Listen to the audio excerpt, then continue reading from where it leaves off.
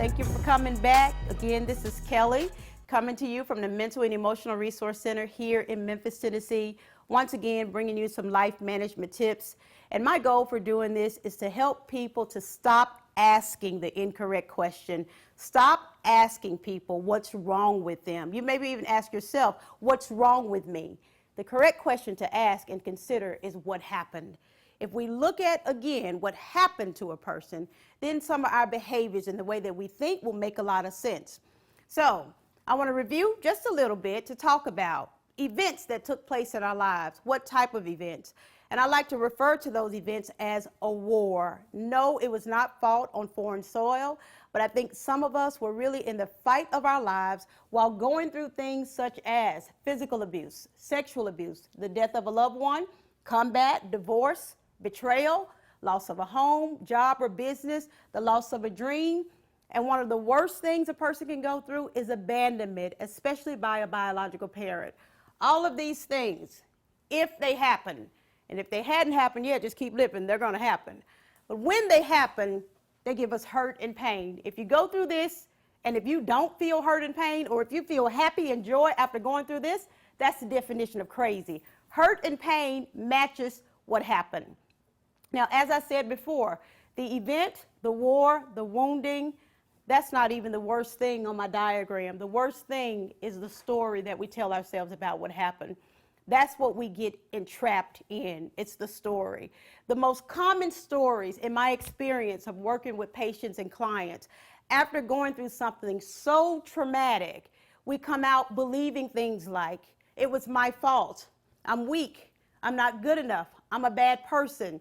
And those stories play out over and over in our lives. And as you can see, these stories are negative.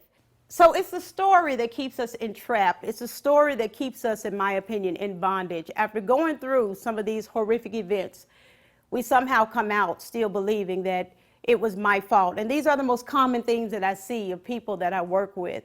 They begin to believe that I'm weak, I'm not good enough, and I'm unworthy. And oftentimes, with these stories being negative, they really play out in relationships. And I use something just a little funny with some of my clients, and I'll write it and let you see what you think about it. This being negative, I believe it determines whether we have relationships or whether we have I don't want to say a cuss word, you fill in the blank. These are negative. And if this is what I believe about myself, then this is probably what I have in my life. And if I have that in my life, what I really need to do is flush it. But if I believe negative about myself, I'm going to continue to be attracted to the things and the people that make me feel like I'm weak, I'm not good enough. If I can get you to change your story, you would be amazed at how healthy some of your relationships will become. But if you find yourself in toxic relationships around toxic people, everything goes back to what you believe about yourself. Now, if you're honest with yourself, some of these events probably happened in your life when you were as young as 4, 5, 6, 7, 8, 9, 10 years old. If you're honest, part of the problem is we're trying to work on the adult you are now, and we've neglected the child that was affected by a lot of this.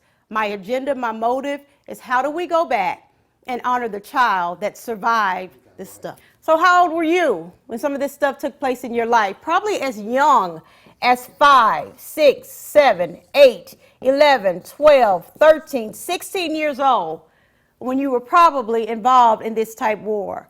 That was the time you were probably wounded by a lot of this stuff.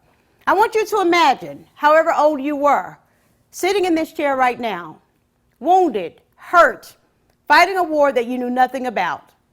The issue that I have is that we're able to look at a 5, 6, 7, 8, 9, 10, 11, 12-year-old and look at this child and apply the narrative that it was my fault. What can a 5-year-old be responsible for?